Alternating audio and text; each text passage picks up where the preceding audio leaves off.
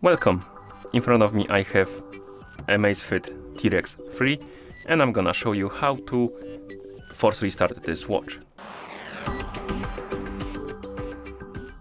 To force restart this watch we need to press and hold the back button and keep holding it until the watch reboots, basically until we see the AMAZFIT logo on the screen.